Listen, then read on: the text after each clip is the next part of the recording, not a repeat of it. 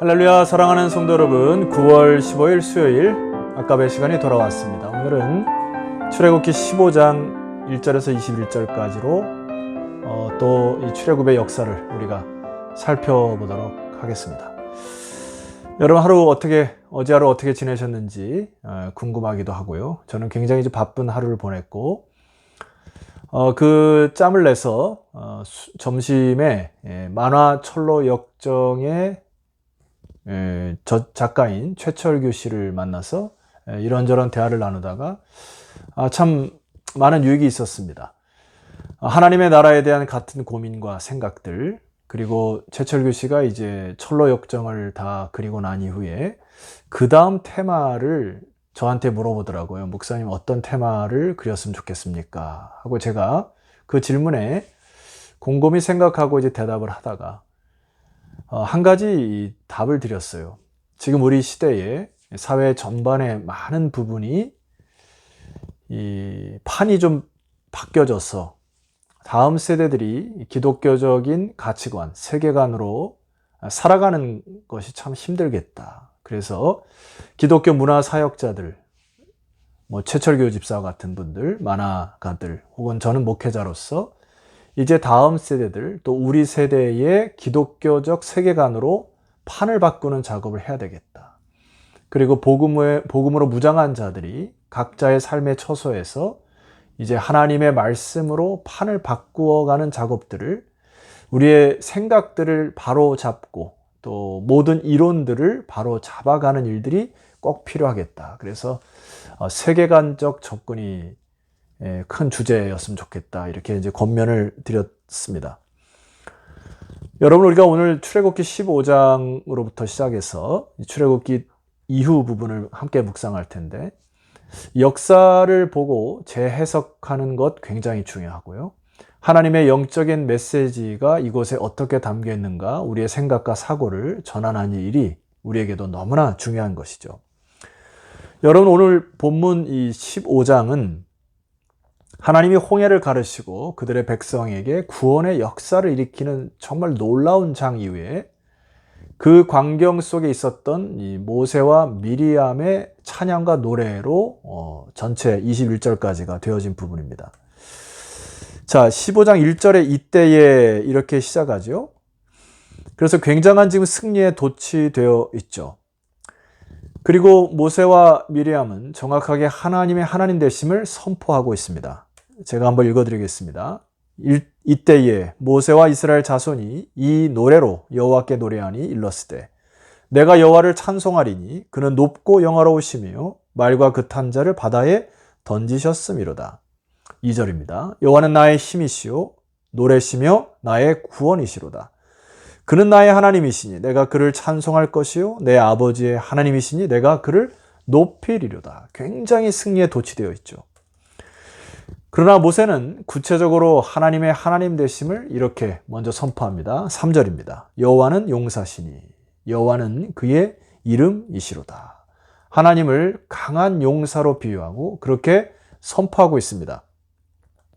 4절, 그가 바로의 병거와 그의 군대를 바다에 던지시니 최고의 지휘관들이 홍해에 잠겼고, 여기에 최고의 지휘관들이라고 하는 것은 당시 바로의 병거와 군대가 최고의 지휘관이었고 전투력을 갖고 있었고 전차부대였는데, 이들은 그들의 힘과 지혜를 가지고 하나님의 백성들을 무력화시키기 위해 쫓아왔으나 하나님은 그의 군대를 바다에 수장시키셨다. 그래서 하나님은 굉장히 강한 용사의 이미지로 모세가 찬양을 하고 있습니다. 여러분, 우리가 이 아침에 하나님 앞에 이 찬양을 올려드리는 저와 여러분 되시기를 소망합니다. 우리 하나님은 가장 강하신 하나님이시기 때문에 그렇습니다. 그러나 동시에 모세는 하나님을 이렇게 노래합니다. 13절, 주의 인자하심으로 주께서 구속하신 백성을 인도하시되 주의 힘으로 그들을 주의 거룩한 처소에 들어가게 하시나이다. 여기 주님의 인자하심을 노래합니다. 주께서 구속하신 백성을 아주 세밀하게 차근차근히 인도하셔서 주님의 거룩한 처소에 들어가게 하시는 굉장히 사랑이 넘치신 하나님으로 묘사하고 있습니다. 오늘 저와 여러분이 하나님을 찬송할 때 때로는 강한 용사에 하나님이 필요하신 분 기도하시고요. 아니면 주님의 인자하심이 필요하신 분은 그분을 의지하여 그분의 따뜻함을 위하여 따뜻함을 누리기 위하여 기도하는 이 아침 되었으면 좋겠습니다. 자, 이 노래를 뒤로 이 16절 이하에 담겨 있는 내용 중에 저와 여러분이 한 가지 교훈을, 두 번째 교훈을 받아야 될 것이 있는데요. 16절입니다. 놀람과 두려움이 그들에게 임하매 주의 팔이 크므로 그들이 돌같이 침묵하였사오니. 여기 놀람과 두려움이 그들에게 임하였다라고 하는요. 그들은 누굴까요? 예, 바로 이것은 애굽 군대 최고의 지휘관, 전투력을 가진 그들을 이야기합니다. 그런데 여러분, 놀람과 두려움이 그들에게 임했다라고 하는 표현 중에 그들이 돌같이 침묵하였다 이렇게 표현하고 있지 않습니까? 이미 이 애국 군대와 바로는 하나님 앞에서 10가지 재앙을 통하여 나라 전체가 얻어맞았죠. 그래서 사실 돌같이 굳어졌던 적이 많고 그들이 정말 두려워하고 놀라웠던 적이 많았죠. 그런데 그것을 어느 순간 또 잊어버리고 겁없이 하나님의 백성의 손을 대려고 했던 것입니다. 자, 여러분, 그 이방인들은 뭐 이렇다 치고요. 우리 하나님을 믿는 백성들, 여기 홍해의 기적을 경험하고 또 광야로 진출하였던 이 백성들의 그 언어와 행동들을 가만히 보면 참 여러 부분이 답답한 분이 보입니다. 자, 일단 홍해 이전에 백성들의 상태를 한번 봤으면 좋겠어요. 바로 이스라엘 백성들입니다. 14장으로 잠시 올라가도록 하겠습니다. 14장 8절. 여호와께서 애굽 왕 바로의 마음을 완악하게 하셨으므로 그가 이스라엘 자손의 뒤를 따르니 이스라엘 자손이 담대히 나갔음이니라. 자, 홍해 이전에 출애굽한 이 백성들이 상태가 어떻게 표현되어 있냐면은 여기 담대히 나아갔다 할 때 여러분 담대히 관주 성경을 보시게 되면은 밑에 쭉 내려보세요. 적은 글씨에 뭐라고 되어 있습니까? 높은 손으로 이렇게 되어 있죠. 이거는 베아드라마라고 하는 히브리 언어로서 손을 높이 들고 이런 뜻입니다. 하나님이 강한 애굽 군대를 쳤기 때문에 애굽을 치시고 해방시키셔서 그들을 구원하셨기 때문에 이제는 백성들이 당당히 손을 들고 이분은 찬송을 하면서 그 땅을 빠져나왔다는 것. 그래서 굉장히 기쁨과 큰 함성으로 행진하는 이 백성들의 행진을 여러분이 연상하면 되겠습니다. 그런데 여러분 문제가 발생하죠. 9절입니다. 애굽 사람들과 바로의 말들, 병거들과 그 마병과 그 군대가 그들의 뒤를 따라 바알스본 맞은편 비아히롯 곁 해변 그들이 장막 친 데에 미치니라. 자, 뒤에는 애국 군대, 그리고 앞에는 홍해가 가로막았던 진퇴양난의 상황이 되어 버렸습니다.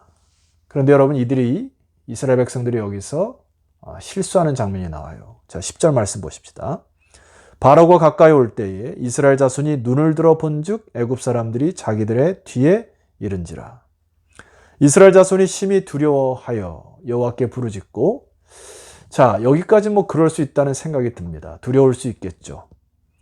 그러나 그들의 시야가 오로지 애굽 군대에게 완전히 빼앗겼다는 것. 그래서 마음을 잃어버렸다는 겁니다. 11절. 그 결과 그들이 또 모세에게 이르되 애굽에 매장지가 없어서 당신이 우리를 이끌어내어 이 광야에서 죽게 하느냐. 어찌하여 당신이 우리를 애굽에서 이끌어내어 우리에게 이같이 하느냐. 바로 그의 리더자인 모세에게 대들기 시작합니다. 그리고 이 광야에서 우리를 죽게 하느냐고 따져 묻게 하고 원망과 불평을 토해냅니다. 사실 여러분, 이 모세에게 행했던 원망과 불평은 하나님에게 한 것이죠. 자, 여러분, 이 부분은 바로 모세의 세대와 여호수아 세대, 제가 주일날 여러분과 살펴봤던 세대와 아주 큰 차이가 나는 부분입니다.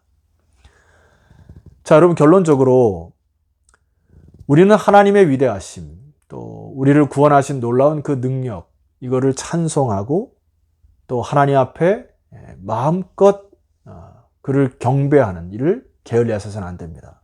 그러나 또 하나 우리에게 이 역사적 교훈을 통하여서 우리가 회복해야 될 것은 무엇인가 하면은요, 엄청난 구원의 역사 이후에 그들이 홍해를 건너기 전에 그들이 원망과 불평을 모세에게 하나님에게 했던 부분을 되돌아보았어야 됩니다. 그리고 그 부분을 회개했어야 돼요. 왜 우리가 그때 그렇게 얕은 믿음으로 그리고 나의 시야를 바로 군대만 봐서 그렇게 편협하고 옹졸한 원망과 불평을 했는가에 대한 철저한 회개와 돌이킴이 있었어야 됩니다. 그러나 15장에는 그 내용이 전혀 보이지가 않고 그냥 구원의 그 감격 그리고 하나님께서 역사하신 그 기적에 초점을 맞춰서 굉장히 도취되어 노래하고 찬송하는 일만 기록되어 있는 것 같습니다. 성도 여러분, 오늘날 우리가 인생을 살아갈 때 당연히 우리가 예수 그리스도의 은혜와 감격 속에 살아가야 하죠. 그리고 복음을 묵상함으로 우리를 향하신 여호와 인자하심을 찬송하고 경외해야 하지요. 그러나 우리가 인간인지라 주일날 설교 때도 계속 말씀드렸지만은 육체의 소욕은 성령을 거스리고 성령은 육체를 거스리는 끊임없는 영적 전투가 삶에서 일어나는 것입니다. 그래서 우리는 날마다 우리의 신앙을 재정렬하지 아니하면 넘어지고 빗나가고 깨어지는 연약한 인간임을 기억하셔야 합니다. 그래서 오늘 출애굽의 역사를 통하여서 홍해 이후에도 광야의 생활을 하면서 이들의 습관이 툭하면 리더자에게 원망하고 불평하고 하나님 앞에 대들고 했던 이러한 과거의 역사를 뒤로하고 우리는 이제 우리의 삶 속에서 여러분 우리의 죄악들을 또 빗나간 것들, 깨어진 것들, 변질된 것들을 주님 앞에 회개하는 마음을 회복하시고 뿐만 아니라 구원의 감격 속에 승리의 기쁨을 맛보고 믿음으로 하루하루 전진하는 믿음의 백성들이 되시기를 주의 이름으로 축원합니다. 기도드리겠습니다. 하나님 아버지 감사합니다. 주님의 시간에 주님의 방법과 주님의 뜻을 기다리고 묵묵히 순종하는 여호수아 세대가 될 수 있도록 축복하여 주옵소서.